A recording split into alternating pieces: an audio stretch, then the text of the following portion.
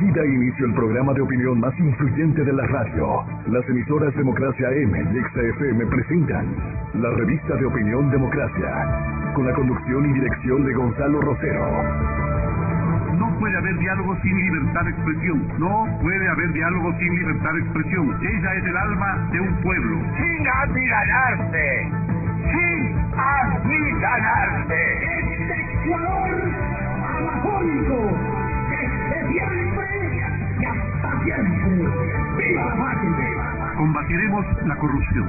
La de ahora y la de ayer. Y la que podría venir. La de dentro y la de afuera. La revista de opinión Democracia, los temas realmente relevantes, analizados con la visión crítica del periodismo libre. Da inicio la revista de opinión Democracia, el programa en el que usted cree. Comenzamos. Gonzalo Rosero, credibilidad incuestionable.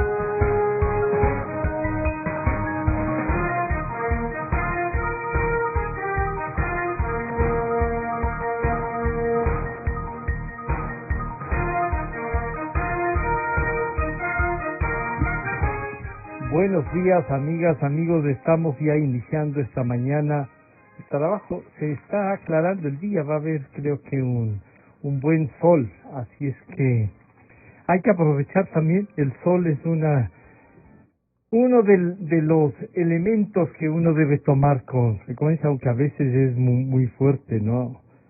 Saludarles, darles la bienvenida y de inmediato iniciar un diálogo de este martes 28 de julio.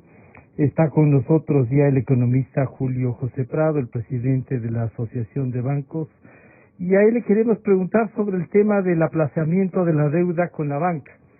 ¿Cómo está funcionando? ¿Cuáles son el futuro de esta medida? Si es que, como hemos analizado en otras ocasiones, estas cosas se hacen por ley o los acuerdos son los que están funcionando, y que el nivel de compromiso de la banca en este sentido para enfrentar el COVID y los problemas económicos que este ha generado lo tienen. Julio José Prado, bienvenido, buenos días, economista. Estamos en Skype. Bienvenido, buenos días. Una pequeña evaluación sobre esa aplicación y los aplazamientos. Bienvenido nuevamente. Sí, muy buenos días, Francisco. Gracias por la invitación. Saludos a quienes nos escuchan a través de las redes y a través de la radio. Pues sí, tenemos finalmente, habíamos conversado con usted y algunos otros panelistas hace un par de semanas, comentando que todavía no teníamos las cifras definitivas, actualizadas, ¿no es cierto?, de lo que había sido el alivio financiero, el apoyo del sistema bancario durante los peores momentos de la pandemia, digamos, y del confinamiento que vivimos en los meses de abril, mayo, junio. Y finalmente hemos logrado compilar esta información para todo el sistema bancario si le parece, Francisco... por favor. Sí, esa sería la evaluación más exacta, es decir, cuánto se movió, qué cantidades han sido con las que se trabajó desde la banca, y en qué niveles. No sé si eso se logra, los niveles de renegociación, tasas de interés también, todo lo que se pueda un poco tener, la visión del rol de la banca en esta pandemia, economista. Correcto, Francisco. Mire, vamos por lo primero, vamos por el monto. Hacia lo más específico. El valor total, ¿no es cierto?, del diferimiento y lo que llamamos del alivio financiero que se dio a los clientes de la banca hasta el mes de junio, ¿no es cierto?, hasta finales del mes de junio, es de $10,000 millones, ¿sí? Estos $10,000 millones, ¿no es cierto?, representaron, mejor dicho, el 35% del total de la cartera crediticia del sistema bancario. Cuando revisamos este dato, ¿no es cierto?, el 35% con otros países de América Latina, nos damos cuenta que el Ecuador está justamente en el promedio de lo que se hizo en América Latina. Todavía estamos terminando de recopilar información de otros países, pero estamos justamente en línea, ¿no es cierto?, con lo que se ha hecho en otros países de América Latina en esta crisis histórica, esta crisis global que se ha vivido. ¿Cuántos fueron los clientes que fueron beneficiados por estos diferimientos de pagos? Son 2.1 millones de clientes, es decir, más de 2 millones de clientes de la banca se beneficiaron del alivio financiero, de un total de clientes de alrededor de 6 millones de clientes que tenemos por el lado de crédito, ¿no es cierto?, de operaciones activas. O sea, estaríamos hablando de un 30% de clientes. Sí. Sí, esto significa, Francisco, que este restante, ¿no es cierto?, esos 4 millones que no accedieron al diferimiento, la gran mayoría de ellos fueron personas que no requirieron o empresas que no requirieron ese diferimiento y que más bien se acogieron a condiciones de pago normales. En el resto, en los 2 millones, hubo diferimientos, hubo aplazamientos y hubo también, evidentemente, reestructuraciones y demás, que es la segunda etapa que le voy a comentar después, ¿no es cierto? Una vez que se aplazó, y entonces, ¿qué significa este aplazamiento? ¿Qué significa este diferimiento? Que, por ejemplo, vamos a tomar el caso de consumo, ¿no? Consumo que tiene que ver con tarjetas de crédito, que tiene que ver con el mundo de consumo personal, etcétera. En el mundo del consumo, en el segmento del consumo, se difirieron o aplazaron 4.500 millones de dólares. Esto es altísimo, ¿no? 4.500 millones de dólares que representaron el 39% de la cartera, ¿no es cierto?, de consumo, que se difirieron para alrededor de 1.6 millones de clientes, ¿no?, que fueron los que accedieron a este tema. Entonces, una proporción muy alta en este tema. Y es importante el tema del consumo porque uno a veces dice, sí, pero el crédito del consumo no es tan interesante porque no sirve para la reactivación productiva, etcétera. Esto es una equivocación, pero específicamente, Francisco, en este caso, cuando uno le da un diferimiento a alguien que tiene una tarjeta de crédito, a una familia, ¿no es cierto?, a una persona, etcétera, está ayudando directamente a que pueda subsistir durante los peores momentos, justo cuando se cayeron los trabajos, los ingresos. Claro, pero ahí lo peligroso es que esta cartera no pueda tener recuperación, que sea en definitiva un capital de riesgo, porque puede el consumidor haber hecho caso de use nomás la tarjeta por lo menos unos 6 meses, no va a haber problema, y ya no importa, tiene tarjeta de crédito, úsela. Y se dice siempre, y usted dice, que la tarjeta y el consumo en general, el crédito del consumo, lo que a veces generan es dificultades por la recuperación de ese crédito. ¿Es así o el nivel de eso también se está enfrentando?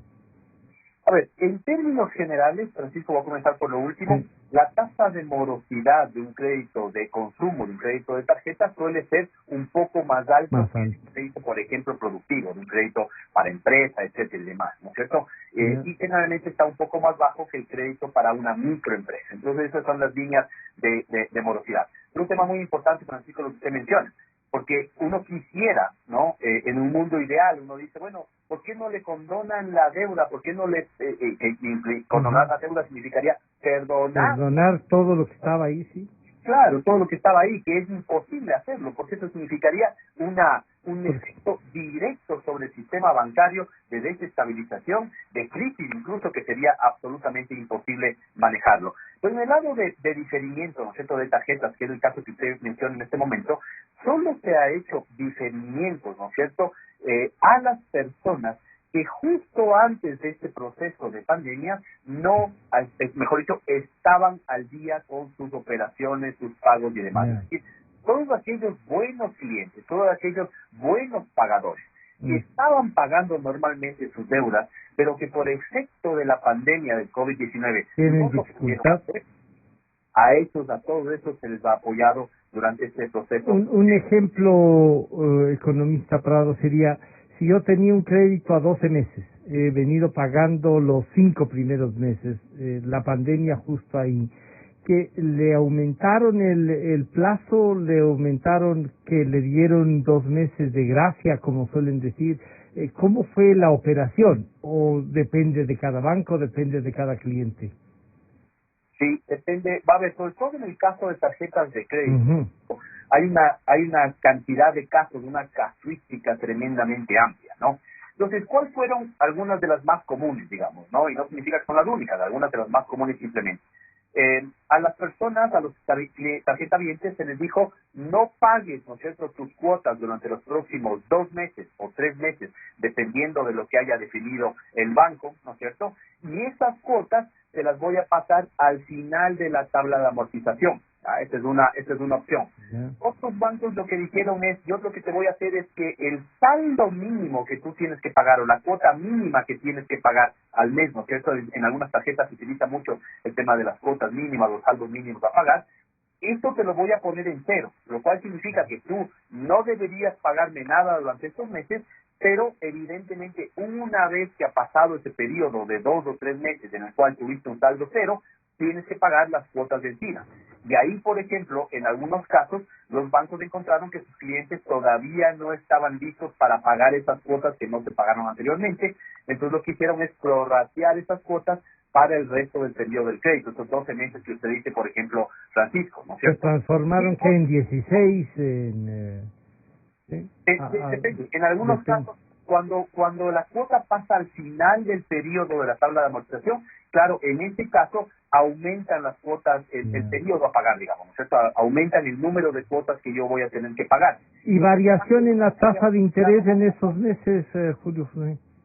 No, No, mire, no. hay algunas cosas importantes aquí, Francisco.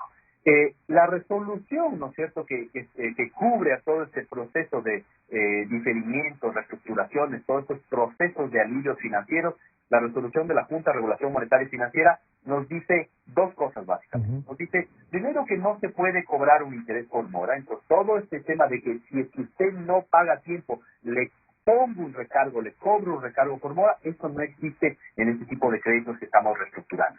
Y segundo, no se deteriora la calificación de la cartera crediticia de la persona o la empresa que ha entrado en este proceso. Por eso es que éramos tan insistentes en que no deje de pagar en forma unilateral. Acérquese al banco, comuníquese con el banco para que usted pueda... Que eso del cese de pago sea en virtud de un acuerdo con el banco, ¿no? Pero hay gente que comienza a hablar de que 1 o 2 llamadas telefónicas para decirle, oiga, usted no ha pagado, oiga, usted tiene que acercarse, cuál es el problema, tenemos una cuota vencida, 2 cuotas vencidas, y encima de que ya les están viendo que están en dificultades, comienzan a cobrarles gestiones de cobro. Y esas gestiones de cobro se transforman también luego en recursos que generan intereses. Mire, Francisco, ahí es donde entramos a los diferentes casos, ¿no es cierto?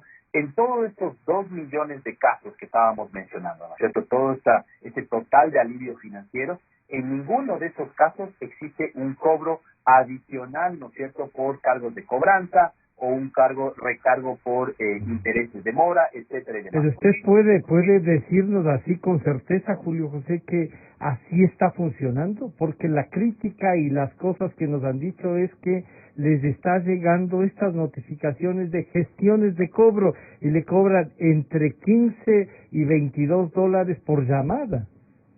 Ahí voy a la segunda parte, Francisco. Ya. En los casos en los cuales el cliente no se haya comunicado a tiempo con el banco puede llegar a asumir que la persona no pagó y no se acogió a este periodo justamente de diferimientos y reestructuración. Uh-huh. Lo cual puede ser casos puntuales, porque usted habrá visto, usted considera conmigo y quien nos está escuchando, que más bien hemos recibido una gran cantidad de mensajes de texto, llamados, etcétera y demás, para ver qué es lo que está pasando. Y inmediatamente, si uno se atrasa incluso, o ya está por vencer el día de pago, antes de que vence ese día de pago, uno ya comienza a llegar mensajes de texto, SMS, al teléfono y demás.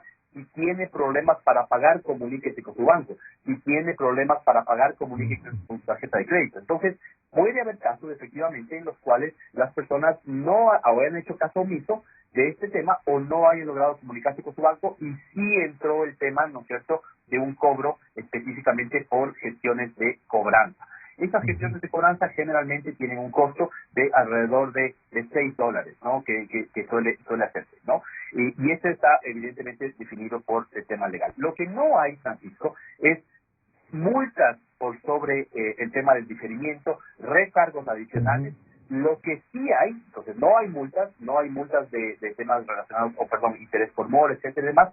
Lo que sí hay es el recargo normal del interés de la operación que se diferió, ¿no es cierto? Es decir, si yo tenía un crédito vigente durante estos últimos 12 meses y no lo pagué durante los últimos 3 meses porque me acogía a ese alivio financiero, evidentemente yo seguí disfrutando del beneficio del crédito durante este periodo, ¿no es cierto? Yo tuve la plata, la pude destinar a mi negocio, lo que sea que haya utilizado ese dinero, pero no se extingue la obligación, sino que se pasa más adelante, lo cual significa que en algún momento, como yo voy a tener que pagar, voy a tener que pagar el capital y el interés de esos meses. Y si es que, y aquí viene la segunda parte más importante, Francisco, que es donde más confusiones se está generando, si es que yo hice una nueva operación crediticia para poder pagar y financiar ese dinero que yo no lo voy a poder hacer estos 3 meses y de aquí en adelante yo no voy a poder pagarle al banco, y le he llamado al banco y le dice, mire, yo no tengo trabajo, estoy complicado, tengo menos ahorros, lo que sea que haya pasado, el banco le va a decir, ok, yo le hago una nueva operación crediticia utilizando lo anterior. Transforma en un nuevo crédito, liquidamos ese y se transforma en Julio José, pero en esta transformación, y esto es, claro, la gente dice, el diferimiento no significa no pagar 3 meses de intereses, pero el cálculo de esos intereses que estaban hechos a 12 meses, deberían hacerse a 15, y eso puede variar o no.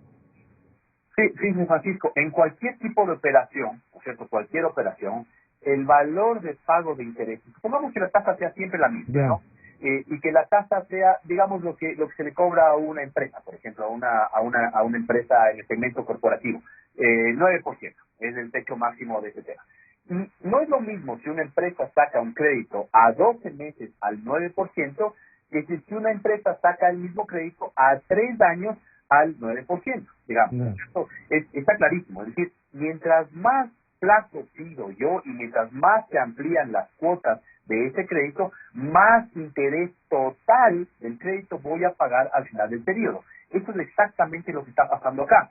Eso es lo que llamamos el valor del dinero en el tiempo. Es decir, si es que ahora yo, en lugar de tener que pagar mi crédito de tarjeta, de cualquiera de ellos, ¿no es cierto?, en 12 cuotas, ahora lo tengo que pagar en 15 cuotas, ahí hay un valor de interés, ¿no es cierto?, en el tiempo que tiene que ser calculado. Y eso es lo que estamos encontrando en los casos. Pero ahí, permítame, para que nos amplíe esta información, lo que pasa es que dicen, si yo tenía 12 meses, he pagado 4, me faltan 8, ¿no es cierto?, y de esos 8 vamos a reprogramar porque me van a aumentar o 3 meses o me van a aumentar, 6 meses, ¿vale? Me deben calcular descontando las 4 cuotas que ya pagué y hacer esta renegociación por el monto restante, o sigue manteniéndose, por decir algo, los $10,000 con el que inicié el crédito. Se le va a recalcular, ¿no es cierto?, el crédito en base al periodo que se va a aumentar la deuda, ¿cierto? Si son 2 meses, por 2 meses, si son 3 meses, por 3 meses. Pero ese no es un recargo adicional de intereses, ¿no es cierto? No es interés sobre interés como se ha comentado por parte de algunas personas, y entendemos que puede haber una confusión ahí. Es el interés vigente por el periodo del crédito que se acaba de contratar, o del periodo vigente, ¿no es cierto?, de la reestructuración que se ha hecho en ese momento. Y entonces ahí sí continuemos con el resto de... Sí, les decía que lo importante ahí es tener esa liquidación. ¿Y las otras cuentas, economista Prado? Sí, Francisco, solo para terminar con esto, sí. ¿Cuál es el beneficio, ¿no es cierto? Porque esto es lo que tiene que quedar claro para la ciudadanía, y en realidad la gran cantidad de gente que se ha beneficiado con esto está contenta, porque finalmente lo que dice es, yo pude hacer 2 cosas, o pude no pagar mis cuotas durante los últimos 2 o 3 meses, justo en el peor momento, y recordemos, Francisco, lo que significó eso, en el momento en el cual estábamos encerrados en nuestras casas, en el cual no sabíamos si teníamos trabajo al día siguiente o no, la banca operó directamente los diferimientos por estos $10,000 millones para aliviar a la gente y decirle, no me pagues, después nos organizamos y vemos qué es lo que tenemos que hacer. Y ahora que retomamos las actividades, parcialmente, evidentemente en el Ecuador, nos damos cuenta que hay que bajarle la cuota a las personas o empresas para que puedan prorratear esa cuota a lo largo del tiempo y que el nivel de pago sea más acorde con esta nueva crisis. Lo que no podemos hacer, evidentemente, y creo que todos entenderemos, es hacer una condonación o de intereses o peor de capital. Lo que se está haciendo es un diferimiento en el cual se va a cobrar en algún momento sus intereses de la cuota pactada, pero adicionalmente se le va a ayudar a la persona. ¿Le parece si pasamos a otro? Sí, a otro nivel de digamos, a otro tipo de clientes que no sea solo este del consumo, que si bien es el que más preocupa, vamos con el otro, Julio José. ¿Le parece microcrédito? Microcrédito, para ver. Sí, muy importante, ¿no? El microcrédito es el que llega a la base de la pirámide, es el que llega a esos microemprendedores, a la tienda de barrio, a la peluquería, a la mecánica, etcétera y demás. El microcrédito, el diferimiento que se hizo hasta el mes de junio de todo el sistema fue de 1.270 millones de dólares. Quedémonos con 1.200 millones de dólares que fue el diferimiento en ese periodo. ¿Cuánto representó esto en operaciones? Representó 429.000 personas, o en este caso microempresarios, que se beneficiaron de este aplazamiento o diferimiento. Y esta es la cifra más importante, Francisco, estos 1.200 millones representan 70% del total de la cartera de créditos que se ha diferido. Esto, incluso comparándolo con otros países de la región, es altísimo. En otros países de la región, estamos terminando, como les decía yo, de compilar la información, pero estamos viendo que no supera el 50% de diferimientos en el microcrédito. En el Ecuador supera el 70% y en algunas instituciones bancarias supera el 90%. Es decir, 90% de los microempresarios no tuvieron que pagar sus cuotas durante el peor momento de la pandemia. Esto sí es muy importante porque es justamente este tejido, ¿no es cierto?, más popular, el tejido de la microempresa, donde la cadena de pago estuvo más afectado mientras estuvo cerrado todo el tema de la cuarentena, ¿no? Quizás otro más, Francisco, el tema de la vivienda, ¿no? En la vivienda también hay mucha afectación, sobre todo de las familias que no han podido pagar. Y que han dejado de tener trabajo, por lo tanto ingresos. Ese crédito que es un crédito hipotecario que puede trasladarse, digamos, ¿a qué? ¿Cómo hacer ese diferimiento o cómo lograr un acuerdo sobre eso? Aquí también se ha trabajado en dos partes. Lo primero es a aquellas familias y aquellas personas que estuvieron problemadas durante los últimos meses y no pudieron pagar sus cuotas, primero que no la paguen, ¿no es cierto? Eso fue lo primero. ¿Cuánto fue ese valor total de no pago en el segmento de vivienda o hipotecario? Fueron 1.370 millones de dólares. 1.370 millones de dólares. Fíjense las cifras que le estoy dando. Son tremendamente amplias, ¿no es cierto? Todo esto es dinero que dejó de ingresar al sistema bancario, ¿no es cierto?, a manera de repago de cuotas durante ese periodo hasta el mes de junio. ¿Cuánto representó esto de la cartera total de vivienda? Estos 1.300 representó 55% del total de la cartera hipotecaria. Entonces, el 55% de la cartera fue diferida en ese periodo. ¿Y cuántas operaciones son estas? Aquí son menos operaciones, evidentemente, ¿no es cierto?, pero son 21.700 operaciones o 21.700 familias, clientes, que fueron beneficiados con un diferimiento de la cartera hipotecaria, ¿no? Y ahora, ¿qué está pasando en esta cartera? Quizás dirán muchos de los que nos escuchan. Pues bueno, ahora estamos encontrando mecanismos ya no para enfocarnos en el diferimiento, sino enfocarnos en una reestructura de esa deuda. Claro, porque ahí sí estamos dando cuenta que es un crédito de mucho más largo plazo, es un crédito más complicado de mantenerlo a pagar en el largo plazo y las personas van a requerir un trabajo bastante más profundo con el banco, ¿no es cierto?, para poder avanzar.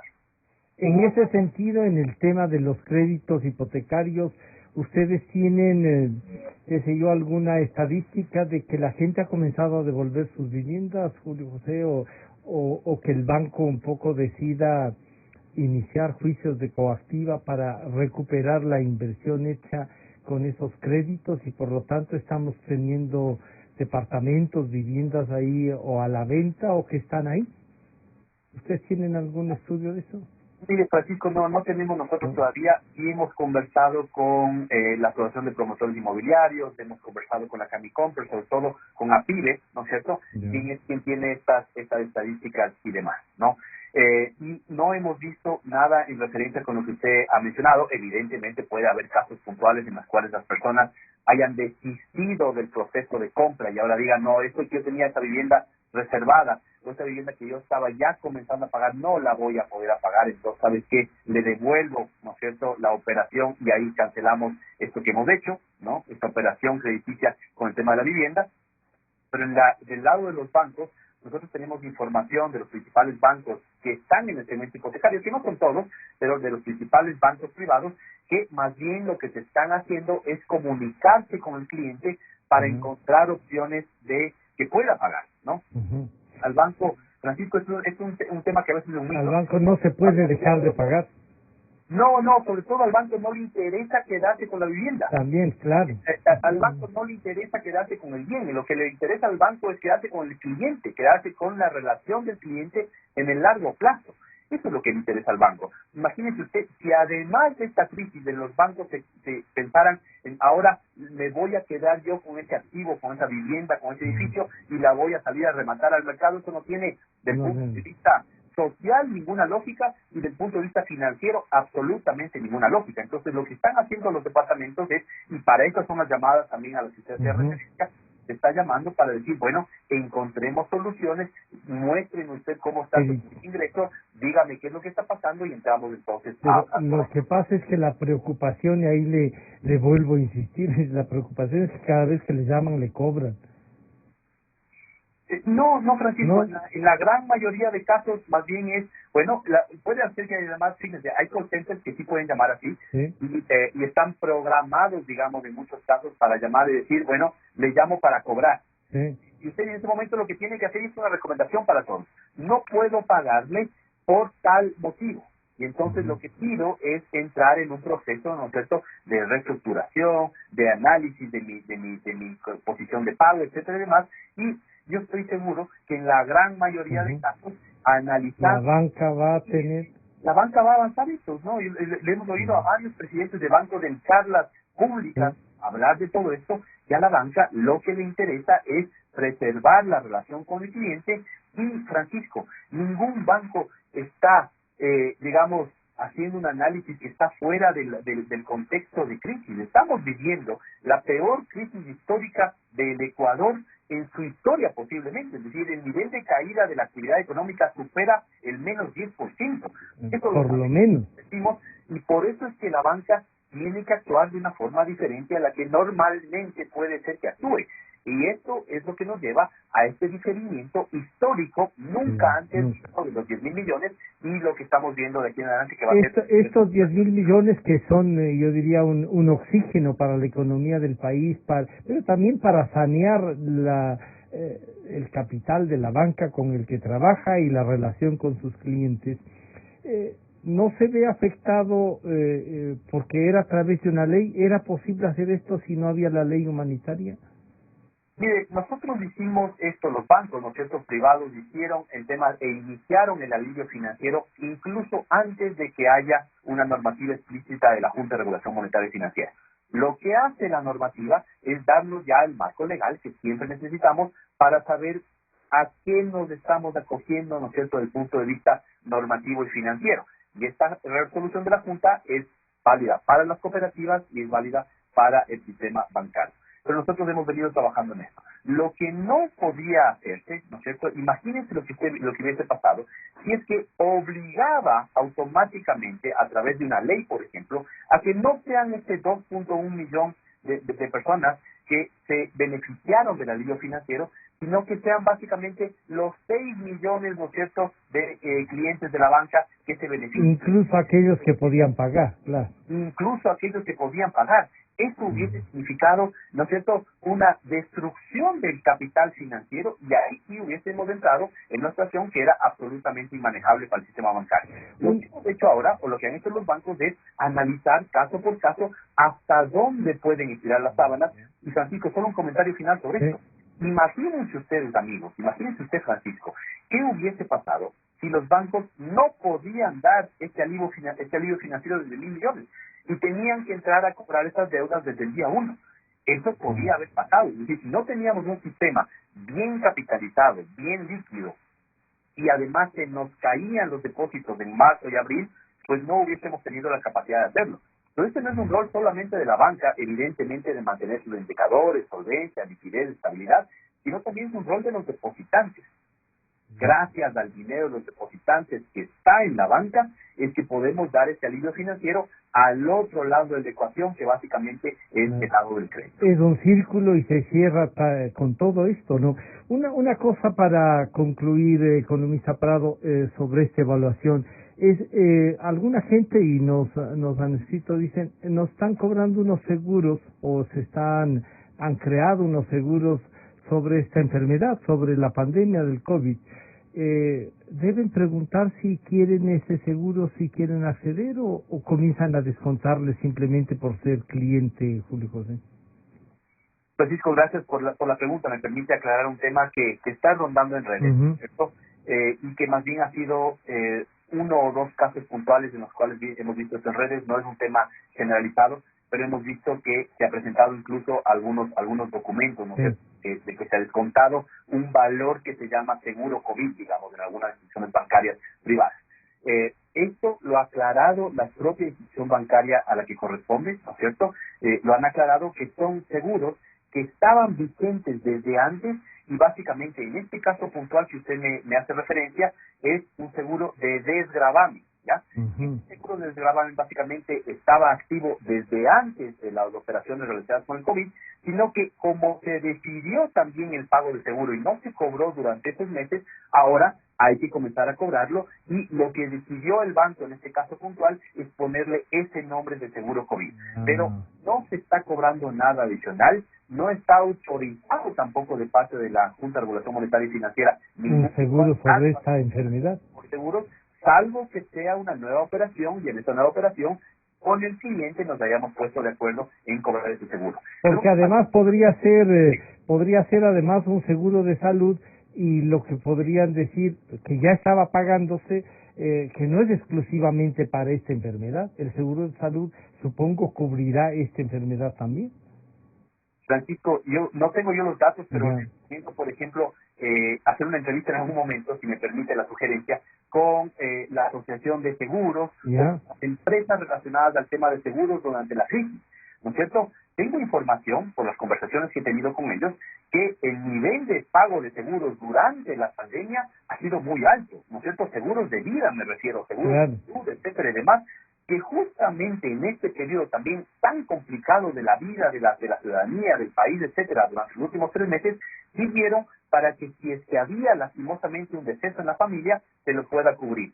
Y muchos de estos seguros están atados, por ejemplo, de vivienda o créditos, ¿no es cierto?, relacionados con cualquier tipo de operación en la cual se haya sacado un seguro al momento de emitir el crédito. Es decir, es una buena cosa el tener un seguro atado a un crédito, porque si es que la persona llega a fallecer, por ejemplo, en los casos, no se queda esa deuda con la familia, que además en esta ocasión debe estar tremendamente afectada por sus ingresos, además con la muerte de un familiar. Y sabemos que ahora justamente es cuando nos damos cuenta del valor de un seguro, de lo mismo que fue en el terremoto del 2016. Yo recordaba, justo antes del terremoto del 2016, había críticas de parte de la superintendenta de compañías de esa época, ¿no es cierto? Y se cuestionaba el hecho de que haya seguros que salgan justamente en el momento que había una deuda hipotecaria, ¿no es cierto? Un seguro. Estaban vinculados el crédito a ese seguro. Estaba vinculado.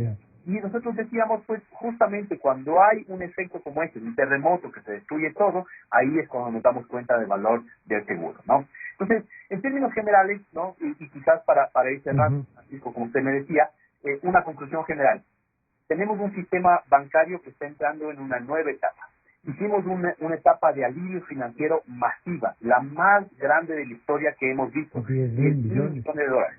¿Qué estamos viendo de aquí en adelante? Que ahora, ventajosamente, como hemos logrado estabilizar a buena parte de los clientes, hemos estabilizado la liquidez, ahora nos estamos concentrando en crecer la cartera de crédito. Y eso es lo que estamos viendo, y si me permite, con esto les quiero dar los últimos datos de los nuevos créditos que se están entregando.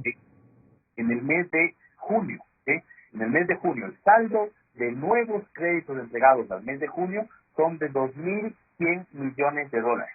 2.100 millones de dólares solo en el mes de junio. Y esto implicó, ¿no es cierto?, 480.000 operaciones nuevas crediticias que se hicieron durante el mes de junio. Ahora uno dice, ¿esto es mucho o poco? Bueno, pongámoslo en contexto. En el peor momento de la pandemia, ¿no es cierto?, en el mes de abril, por ejemplo, cuando más caída de la actividad económica, financiera hubo en el país, el volumen total de créditos entregados fue de 1.300 millones, que fue importante, pero comparado con los 2.100, ya vemos que hay una recuperación muy importante de más del 50% de los créditos concedidos ahora nuevos. Y si lo comparamos con el inicio del año, ¿no es cierto?, para comparar con un momento en el cual no había COVID-19, en enero de este año, enero 2020, el volumen, ¿no es cierto?, de nuevas operaciones crediticias en enero era de 1.900 millones y ahora al mes de junio son de 2.100 millones. Es decir, estamos recuperando un nivel similar a la época pre-COVID. Esto también es una buena noticia para las personas que van a requerir financiamiento. Muchísimas gracias por esta evaluación. Estaremos en contacto. Hay algunas preguntas que se quedan. Tenemos que avanzar con el señor ministro de Salud. En cambio, el tema de la pandemia. Economista Prado, muchas gracias por acompañarnos y gracias por la información. Muchas gracias. Está ya en línea también el señor ministro Juan Carlos Ceballos. Señor ministro, buenos días, bienvenido. De inmediato iniciamos este diálogo. Recibíamos esta información del estado de la relación de los ciudadanos con la banca. Es una noticia alentadora que 10.000 millones de dólares hayan entrado en esto. Pero entonces ahora tengamos una evaluación de lo que en la situación actual de la pandemia y que, señor ministro, ¿qué podría decirnos? ¿Hay alguna noticia alentadora que podamos tener? Bienvenido, buenos días. Está también en imágenes, señor ministro. Buenos días, Francisco. Sí, bueno, estamos en una situación muy crítica, ¿no? La ola de expansión del contagio llegó a Quito y ha llegado no solamente a Quito, sino a la provincia de Pichincha y a varias otras ciudades de la sierra ecuatoriana. Pero la buena noticia es la que doy siempre, y es que, de acuerdo a las cifras que nosotros estamos manejando, la situación está contenida. Hay una demanda muy alta de camas, hay una demanda muy alta de unidades de cuidados intensivos por situaciones que podemos discutirlas, pero todo paciente está siendo atendido y eso es una noticia que es favorable. O sea que hay demanda, pero están siendo atendidos. No hay un desborde, no hay alguien que se queda fuera del sistema de salud para poder ser atendido y que además tenga estos costos altísimos que algunos han comenzado a hablar. Y esta ola expansiva, ¿a qué se puede, digamos, podemos ubicar el momento o es solamente el relajamiento que parece hemos tenido? No, que bueno, me hizo como 4 preguntas. Sí. Pero usted escoja por cuál comienza. La primera es que hay esta ola expansiva que es propia de cualquier enfermedad infecciosa. Cualquier enfermedad infecciosa va contagiando a las personas, valga la redundancia, de una manera progresiva. Comenzamos con una expansión brutal, exponencial en la ciudad de Guayaquil, pero eso se fue expandiendo poco a poco a las provincias aledañas a Guayas, y luego desde hace unas semanas estamos en Quito. Eso, digo, es la primera cosa importante que hay que recalcar. Esto se debe no solamente a la esencia misma de cualquier episodio de infección a nivel poblacional, sino también que hay procesos que se aceleran, como usted bien dijo, en términos, por ejemplo, de una desobediencia, de una incivilidad, que es otro término que se ha utilizado por parte de la comunidad. La comunidad que no atiende, no acata las resoluciones. Ese fue el horror de Guayaquil al principio, fue el no haber acatado las resoluciones que se dieron. El gobierno tuvo que intervenir suspendiendo matrimonios, etcétera, y el resto, pues usted sabe mejor que yo de la historia. Aquí en Quito hemos tenido también algunos desbordes comunitarios que lo que hacen es aumentar el número de casos, el número de la demanda, y que eso se refleja después de unas semanas en la utilización de camas, una mayor demanda de camas y de unidades de cuidados intensivos. Pero de yo creo que lo que hemos logrado nosotros y que es un paragón en el resto de la región es contener el número de fallecimientos. Hay un número de fallecimientos porque estamos en medio de una pandemia, pero de ninguna manera es lo que ha sucedido en países vecinos, Brasil, Perú, el mismo Chile, Estados Unidos, lo que sucedió en Europa. Eso no ha sucedido en el Ecuador, excepto en la primera fase de Guayaquil. Doctor Ceballos, algunos dicen que estas estadísticas, no solo porque ya se han sembrado dudas sobre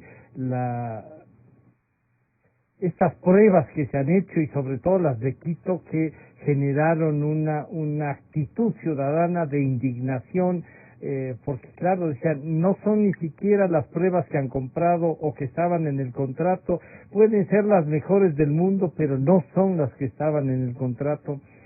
¿Podemos valernos, para usted le sirve como ministro, esas estadísticas de estas cosas que siempre están en duda de que sean así, de que hay algo más oculto, de que hay unas cuentas que están por debajo, ministro?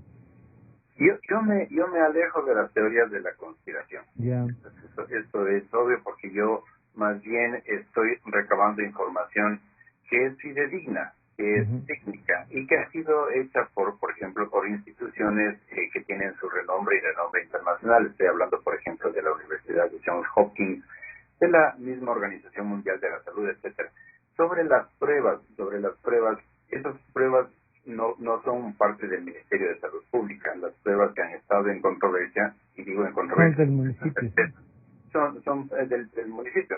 Pero en nuestro caso, nosotros tenemos varios tipos de pruebas. Hemos importado pruebas que son para la evaluación de antígenos, con muy buen éxito. Tenemos varias también pruebas, más de 20 pruebas que han sido aprobadas, perdónenme, más de 80 pruebas y 23 laboratorios que han sido aprobados para pruebas rápidas, y las otras son las pruebas PCR, las pruebas que son las más fidedignas en términos de la determinación de la virosis de una persona. Y estas las hemos manejado con aparatos absolutamente sofisticados. Hemos hecho una inversión muy alta y podemos ahora procesar hasta 6.000 pruebas al día. Entonces, yo me guío por esas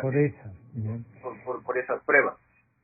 Pero a lo que yo me refería es lo que el Ecuador está haciendo en comparación con el resto de países. Y hay casos confirmados, o sea, que los casos claro, que requieren la prueba, obviamente, claro, pero y que tenemos que nosotros que justificar a través de las pruebas que se han hecho. Pero nosotros en casos, por ejemplo, confirmados por 1.000.000 de habitantes, y que ese es un ajuste que es necesario hacer porque las diferencias poblacionales son grandes entre, digamos, México, el Ecuador, el mismo Ecuador y Bolivia, o Ecuador y Uruguay, etcétera. Y en esos casos, mire, países que están con los casos confirmados por 1.000.000 de habitantes son muchísimo más altos en Chile. En Chile que tiene una capacidad sanitaria mucho más elevada. En Estados Unidos que tiene una capacidad sanitaria infinitamente mayor que la nuestra. Perú, nuestro vecino del sur. Brasil, que también tiene una infraestructura sanitaria muy buena. Y, de nuevo, Bolivia, Colombia están encima de nosotros en términos de número de casos por 1.000.000 de habitantes. De nuevo, es una comparación dura, pero la más todavía son las muertes. Mire, ¿cómo escondo las muertes? Las muertes confirmadas por 1.000.000 de habitantes, haciendo esta corrección. No tenemos paragón como Perú está mucho más alto que nosotros, Chile está más alto, Estados Unidos está más alto, Brasil y México están... o sea, que usted diría aquello de que el Ecuador, por tamaño, por el número de población, puede llegar a ser uno de los países donde la pandemia ha cobrado más vidas, no es tan cierto. No es cierto, es completamente lo contrario, es absolutamente lo contrario, porque le digo, tenemos menos muertes por 1.000.000 de habitantes que los países... Es lo que usted acaba de decir, es justo eso. Perú, Chile, Estados Unidos, Brasil, México, y yo les digo, en 2 semanas más, Bolivia y Colombia seguramente pasen al Ecuador en términos de millones de muertes, perdónenme, por 1.000.000 de habitantes. Entonces, esto es muy rescatable, y después, por ejemplo... Tenemos que valorar. Exacto, porque ha sido una gestión durísima. Yo, y en esto no es mi mérito, es el mérito de aquellos médicos que están, medios médicos, de enfermeras que están en la primera línea, pero ha sido un conjunto de cosas que justifican este buen manejo de la gestión.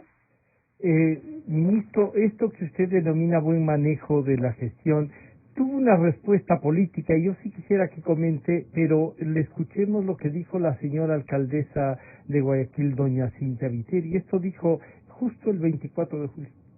La gente moría en las calles, en las plazas, en las avenidas, en los hogares, afuera de los hospitales, dando vueltas, como dijo Martín Cucalón, por muchos de los hospitales sin que nadie los recibiera. Al final exhalaron su último aliento de vida dentro de estas ambulancias. El sistema de salud colapsó, deficiente desde siempre, no pudo resistir. Que vivimos en carne propia lo que es ser abandonados a nuestra suerte. ¿Esto pasó? ¿Usted consideraría justo e indigno esto que dice con vehemencia incluso la señora alcaldesa, ministro? Yo creo que es un poquito más de vehemencia. La alcaldesa de Guayaquil lo dice con una intensidad brutal.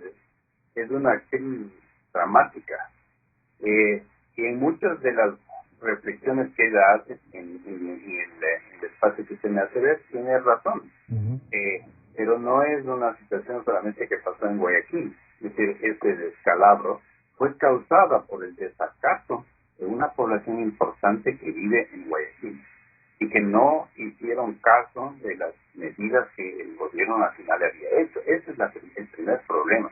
Esa curva exponencial de contagios que fueron insostenibles y que no pudimos nosotros contener al principio de las semanas de marzo, se debe a ese desacato de las personas que llegaron con una carga viral extensísima, grandísima, de Italia y que vinieron también de España y que celebraron el regreso. Acuérdense que Guayaquil en esa época estaba en vacaciones.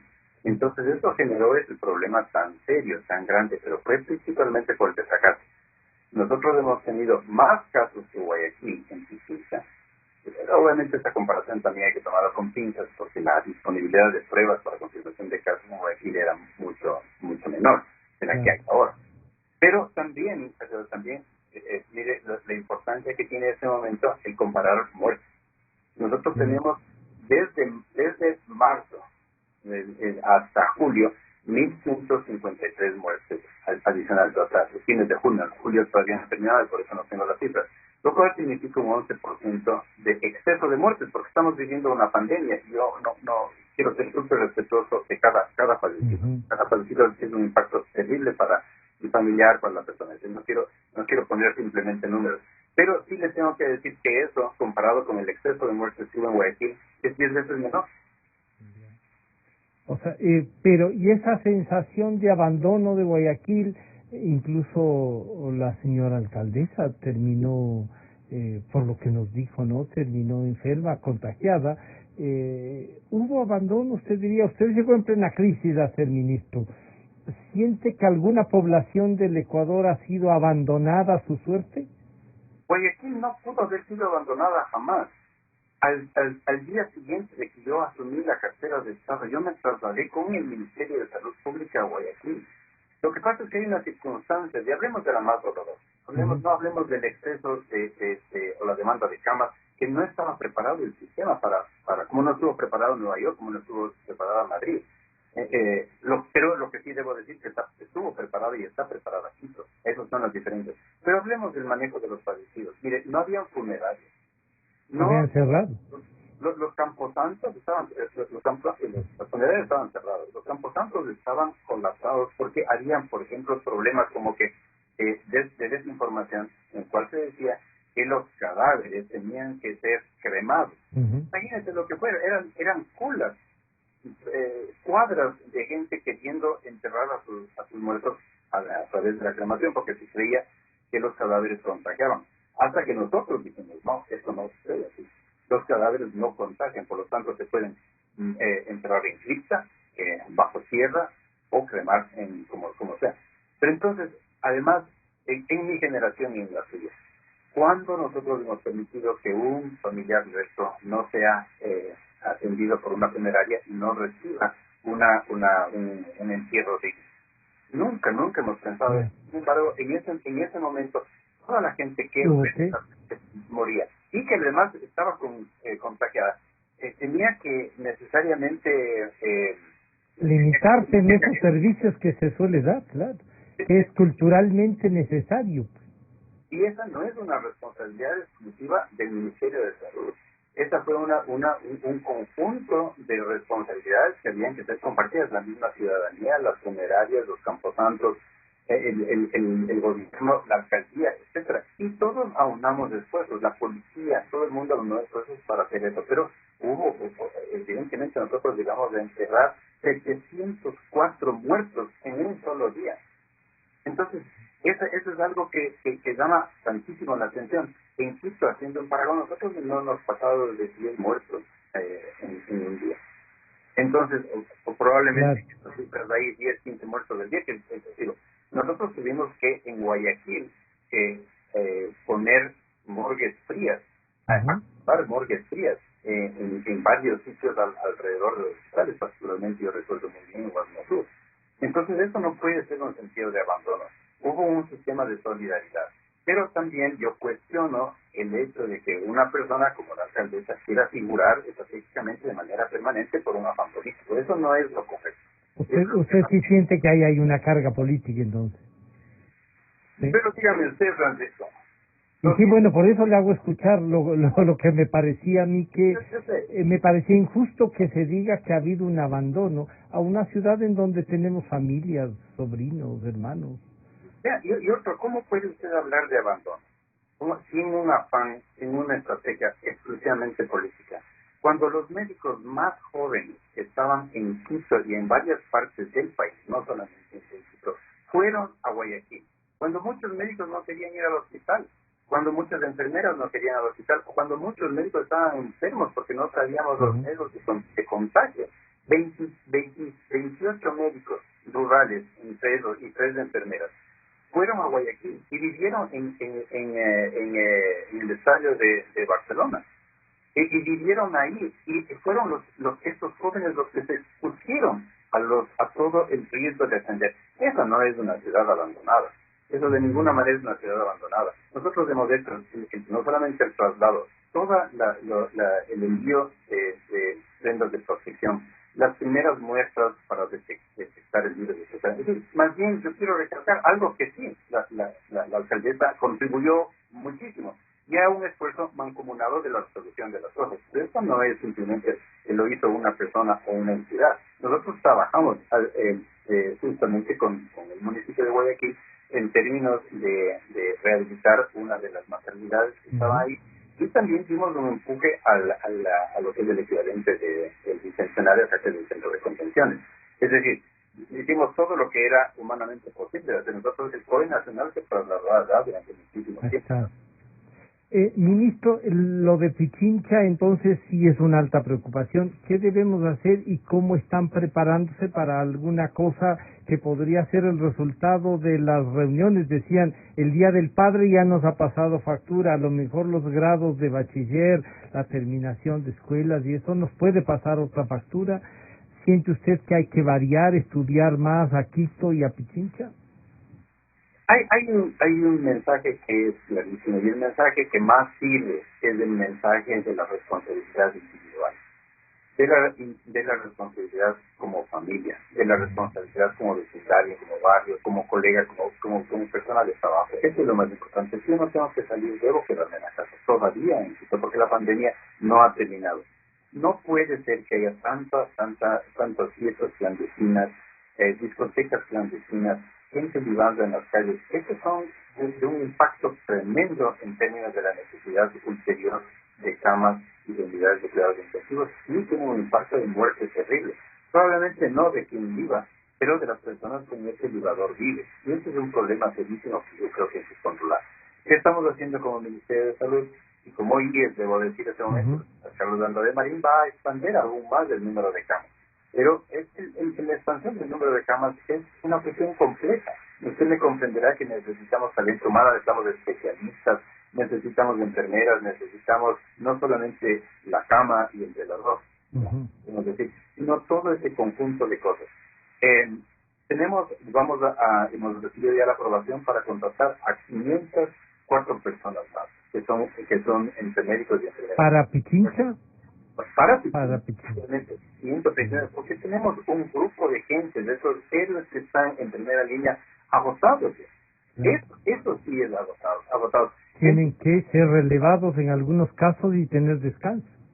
Exacto, y que tienen que renovarse para seguir brindando la atención. Entonces, esa es una cosa, pero mire cosas importantísimas que hemos hecho. Es un ejemplo regional. Telemedicina.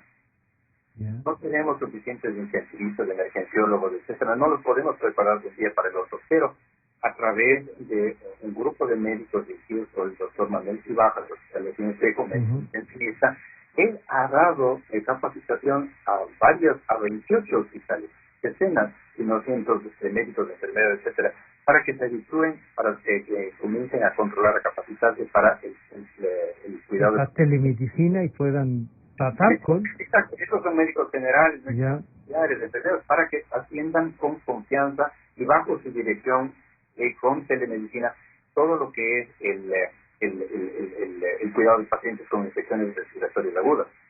Hemos inventado, mire, tengo 2 casos, uno de la Universidad de San Francisco de Quito, que han inventado un monitor, un prototipo de ventilador. Eso es notable. Y luego, lo más importante todavía, lo que hicimos a nivel de la atención primaria de salud, en los centros de atención primaria de salud, en los barrios, el médico de barrio, el médico que con el comité de barrio, los representantes barriales, como para que nos han servido para identificar a los casos, no para estigmatizarles, sino para darles la ayuda que ellos necesitan, en colaboración con el MIES, con el alcalde, etcétera, etcétera. Y eso ha sido absolutamente importante. Eso logramos hacer en Quito. Eso estamos haciendo en Quito. Y esa fue una diferencia con Guayas. En Guayas. Señor ministro, una de las cosas, usted resaltaba la actitud de los jóvenes que fueron a Guayaquil y en general en el país, de los jóvenes médicos, de nuestros héroes, como ha dicho ahí. Y entre ellos están los posgraduadistas o posgraduados que están... ¿Qué pasa con ellos? ¿Les estamos dando la atención?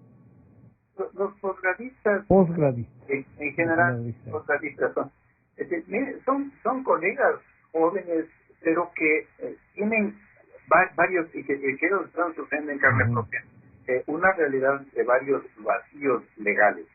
Y quiero resaltar una cuestión importante. En términos del Ministerio de Salud, la competencia que tiene el Ministerio de Salud, nosotros ya pasamos la partida presupuestaria. Se ha pagado todo hasta el mes de junio. Julio obviamente no tenía nada todavía. Pero ese dinero pasa a lo que se llama el Instituto de Fomento de Talento Humano, para que el Instituto de Fomento de Talento Humano pueda pagar los fondos. Sí, yo no me estoy escudando ni quiero sonar como que estoy dando una excusa. No, nosotros cumplimos, sí, es cierto, y vamos a hacer todo lo posible como para ayudar a esas cuestiones. Pero hay cuestiones como estas que nos sale de nuestra injerencia. Estamos pagando, por ejemplo, a los devengantes de derechos. Esa es una cuestión también importante. A partir del mes de agosto, es decir, a pocos días, nosotros hemos logrado tener un préstamo con el Banco Interamericano de Desarrollo y se van a cubrir todas las plazas y se van a cubrir todas las plazas de los devengantes. ¿Es un crédito para financiar salarios? Para financiar salarios. Eso sí, eso es indispensable. Claro. Exacto, son préstamos del BID que hemos hecho y que están aprobados. Ayer en la tarde se aprobó para que a partir del 1 de agosto todas las personas devengantes puedan recibir su salario. Porque estamos con eso, pero hay otras partes que no podemos en el Ministerio de Salud Pública desafortunadamente cubrir porque no es nuestra fe. Ministro, ¿hay ya un control, usted diría, asumió usted ya el control total de los hospitales, tiene un poco la vigilancia de eso, no va a permitir, es verdad, se ha hablado mucho de la descentralización de las compras, pero alguien parece que tiene que estar vigilando, no han respetado ni siquiera la pandemia para robarse. Entonces, usted como que va a tener que multiplicarse, ¿no? Como suelen decir en el dicho, te metiste a soldado. Mire, Francisco, esta es la cuestión, la corrupción es la cuestión que más frustra, que más hiere, más duele. En términos de carnet de discapacitados, yo no tengo un hospital en la República, uno que yo le pueda decir, aquí no hizo bien las cosas, aquí yo no he encontrado ningún problema, todo. Entonces, esa corrupción es peor que lo de la pandemia. Cuando puedo contratar a personas, puedo mejorar, ampliar el número de camas, puedo decirle con certeza, miren, sí se están atendidos, sí, habrán retrasos, yo lamento mucho esa confusión, pero puedo hacer eso. Pero lo de la corrupción es innombrable, el asco que uno siente. ¿Cómo puede ser posible que 9.000% se pagaron, 9.000% adicionales se pagaron por el costo de una funda para quedar? Es decir, eso es terrible y en todos lados. Pero estamos con manos firmes, créame, yo en eso soy un soldado fiel y un soldado íntegro en el que la lucha contra eso se tiene que hacer. Este quizás sea el mayor mérito que yo pueda tener al final de mi gestión, el haber eliminado la corrupción. Y en eso yo no tengo manos suaves, en eso voy a ir con todo lo que a mí, dentro de la ley, me permite hacerlo para romper la corrupción. Para romper. ¿Siente usted que por lo menos haya un poco de temor? Es porque esto ha sido desenfadado, ¿no? Una cosa grotesca, como usted dice, que da asco. ¿Siente que sí se está bajando la tensión, que las cosas comienzan a caminar con respeto a la ley?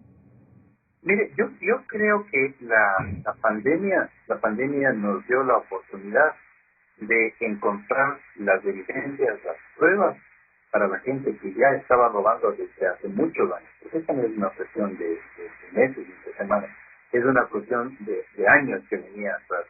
Esta mafia absolutamente organizada, estructurada de robo con las pruebas que nosotros tenemos. La pandemia sirvió para que ellos sigan robando y tener nosotros la oportunidad de ver. Desnudó todo lo que estaba pasando ahí. Exacto, porque si no hubiéramos tenido la pandemia probablemente nunca hubiéramos sabido. Seguían ahí. Seguían ahí, y les digo que tanto el asunto de los carnets de discapacitados como el asunto de la corrupción, del sobreprecio y de cada uno de los insumos que se compraron dentro de la pandemia. Entonces, eso es por suerte, y eso es uno de los beneficios, si hay algunos de la pandemia, ha sido el desenmascarar todos estos mafias y estas redes de corrupción que se tenían desde años. Señor ministro, las proyecciones para estos días, ¿usted qué tiene previsto hacer provincia por provincia? ¿Está siguiendo desde el COE el tema de la semaforización? ¿Hay alguno que deba regresar a rojo? ¿Ya no es posible eso? ¿Diferenciar los amarillos? ¿Qué está pensando usted en política pública ya de esto? Hay que comprender que esta es una pandemia que tiene varias connotaciones. No es solamente la parte médica, la parte sanitaria, sino la parte social y la parte económica y financiera. Hay gente que ya no le importó más después de cautiverios que se vivió, salir y decir, bueno, mire, yo tengo que llevar pan a mi familia, yo tengo que trabajar, yo tengo que hacer las cosas y por lo tanto no me importa si me voy a contagiar o no me voy a contagiar, pero yo voy a salir y voy a romper esto. Y eso es la realidad que uno tiene que conocer en este momento. La prioridad en el Ministerio de Salud es obviamente el salvaguardar la integridad de salud y de bienestar del ecuatoriano. Pero eso no lo puedo desarrollar de lo que es en realidad el componente social y el componente financiero y económico. Entonces, ¿qué es lo que nosotros vamos a hacer? Vamos a seguir ampliando las camas. Todavía tenemos sostenido eso, y cuando digo sostenido, es que hay una demanda muy grande de las camas. No vemos que el número de camas esté bajando, ni el número de cuidados intensivos, de camas de cuidados intensivos en términos de demanda esté bajando, pero seguimos, vamos a recibir el 30 de julio una donación de 200 ventiladores más que van a ser distribuidos de manera equitativa, no solamente en Quito, sino también en el resto de las provincias. Vamos a estar trabajando muy de cerca con ciudades que me preocupan, por ejemplo. ¿Cuáles son estos focos en el... Se habla de la sierra sobre todo ahora, ¿no? Sí, yo diría Santo Domingo de los Colorados, Esmeraldas, son dos sitios en los cuales tenemos que tener muchísima precaución y que con los coordinadores zonales, aquellos hospitales, estamos trabajando de manera permanente para ver indicadores que nos digan si hay un aumento o no. Y evidentemente la Tacunga, Ambato, Riobamba y Cuenca son la parte de la sierra. La Tacunga, Ambato y Cuenca. todo el centro del país está, Riobamba también. ¿Usted tiene alguna información en base a que simplemente distensión, a falta de respeto y el no cumplimiento de las normas? Solo... Sí, yo creo que son una combinación de cosas, ¿no? Una combinación de aspectos que pueden ayudar o que son variables que pueden ayudarnos a justificar qué es lo que está pasando, para entender lo que está pasando. Pero cuando sucedió lo de Guayaquil, que hubo ese choque inicial tan grande con todas las imágenes que circularon a nivel mundial, etcétera, yo creo que la gente se guardó, pero se guarda hasta un punto. Se guarda hasta un punto. Y por las otras condiciones también que usted mismo las ha reconocido, que hay que tomarnos en cuenta. Exacto. Y entonces cuando sucedió eso, obviamente va a haber más contagios, porque es una epidemia. Ella está cobrando cerca de 17 millones de infectados, más de 600,000 muertos a nivel mundial. Y entonces eso va a continuar, porque la ola de expansión de esa infección se tiene que dar de esa manera. Ahora, lo importante es que eso se vaya dando de una manera progresiva, y por eso es que la semaforización es tan útil, para decir, mire, estas actividades que nosotros hemos interpretado y de acuerdo al Estado mundial como peligrosas, no las hagamos. Por eso vamos a empezar con el fútbol virtual, es decir, un poco consiguiendo la secuencia de lo que está haciendo en Europa. Pero no, de ninguna manera se pueden permitir ni las fiestas clandestinas, ni libar en las veredas, ni la celebración de cumpleaños, o lo que ustedes hacen. El programa de las celebraciones de los grados. Tenemos que acostumbrarnos a que eso tiene que ser muy respetuoso con el distanciamiento social y evitando aglomeraciones. Evitamos aglomeraciones para funerales. No es justo que nosotros celebremos una opción tan sensible, celebremos ahora grados, esos grados, ¿no? Tienen niveles incluso distintos. Ministro, sobre la vacuna y esta posibilidad, el Ecuador está haciendo contactos en las múltiples cosas que tienen que hacer con laboratorios para también estar en eso. No sé si podemos tener también gente que entra a las pruebas de esa vacuna. Para Brasil acaba de garantizarse. ¿Cómo estamos trabajando para no quedarnos fuera de esta red y que seamos a lo mejor de los últimos a los que nos sigue en esta solución? Mire, estamos preparándonos desde hace bastante tiempo al respecto. La vacuna es una solución real, no es una solución parcial, total, es una solución parcial, porque en realidad la distribución de la vacuna llegada al momento, esto tiene que ser distribuida, tenemos que hacer priorización de a qué población tenemos que iniciar la vacunación, etcétera. Pero hemos hecho primero un consorcio o un grupo de países liderados por Costa Rica, el Ecuador, Colombia, Chile, Estados Unidos, y me imagino que todos los restos de los países de Latinoamérica se integran para que no haya discriminación en términos de la distribución y el acceso a el acceso disciplinario.